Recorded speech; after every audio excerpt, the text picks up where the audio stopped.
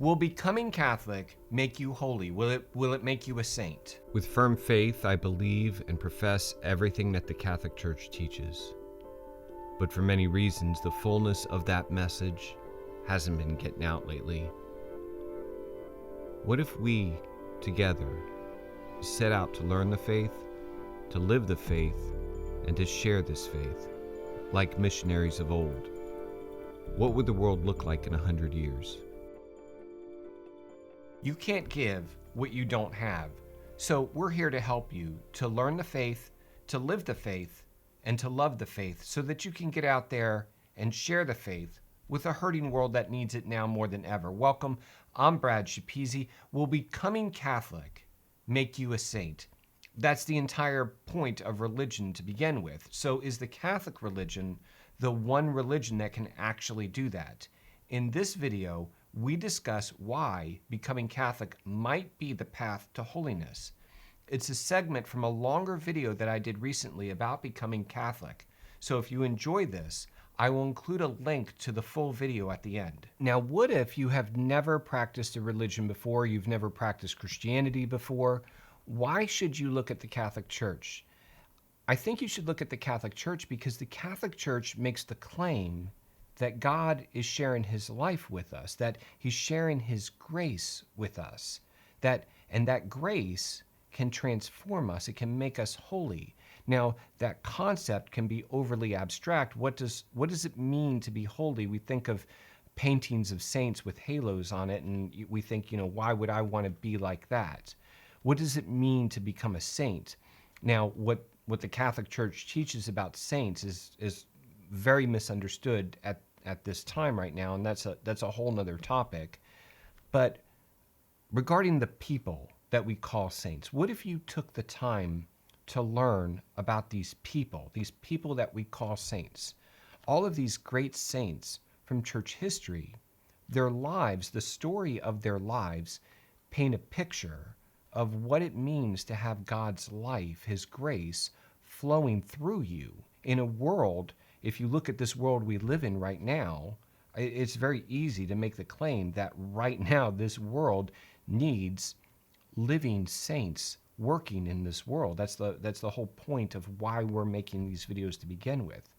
Now, if I ask you to research or to learn about a saint, am I really asking you for something that's so difficult? Because think about it. We all take the time to learn about celebrities. We know all kinds of details about their lives. We know what they're doing. We know who they're married to. And all of that information about them, they kind of end up becoming role models for the people in our society.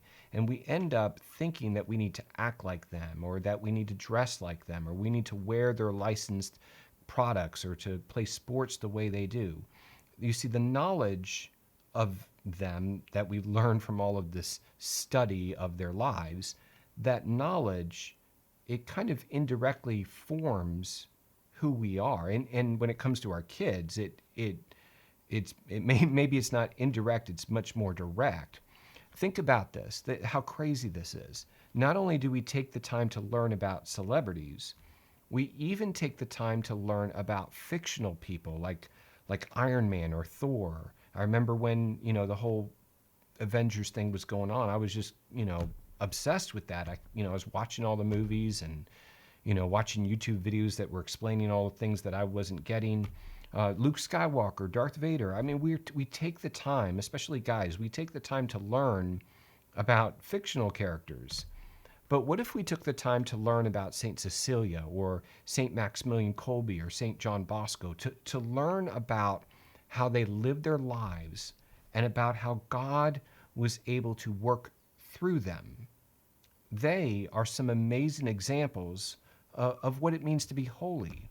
So I challenge you to take the time to learn about one of them. It can absolutely transform you to see how God worked through them. For example, real quickly, St. Maximilian Kolbe was a priest during the time of World War II, and he was arrested, and he was put in one of the Nazi concentration camps.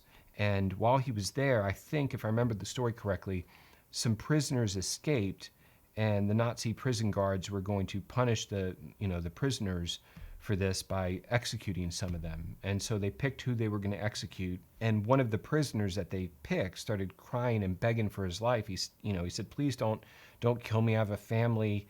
And when Maximilian Kolbe heard this, he stepped forward and he said, "Sir, I'm a Catholic priest. I don't have a family. I volunteer to go in this man's place." And that's what it comes down to. That's the answer to this question. I see that. I see someone like St. Maximilian Kolbe, and I think I want to be like that. Now, not that I want to die such a terrible death. That'd be horrible. But I want to be the kind of person that would.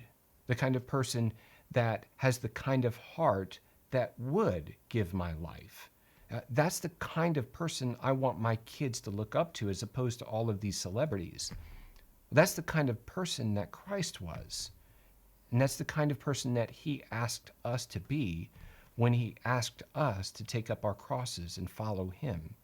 And see, that's the point here. Maybe I cannot empirically prove that God exists, or maybe I cannot demonstrate by sola scriptura every truth that the Catholic Church teaches. But I can, through somebody like St. Maximilian Kolbe's life, demonstrate the reality of God, the reality of his grace, and the effects of the sacraments. Mother Angelica used to say that we are all called to be saints. Don't miss the opportunity. Now, does that mean that all Catholics are saints? Well, obviously not. The spiritual life does require some effort. And unfortunately, most people, including Catholics, take spirituality for granted. But this video is not for them. It's for people who are curious about learning more about what the Catholic Church teaches and following that truth wherever it leads you. This video is for you. So what if you went all in? What if for the next 3 months or 6 months, you made an honest effort to learn everything that the Church teaches? What if you attended a few masses a couple of times?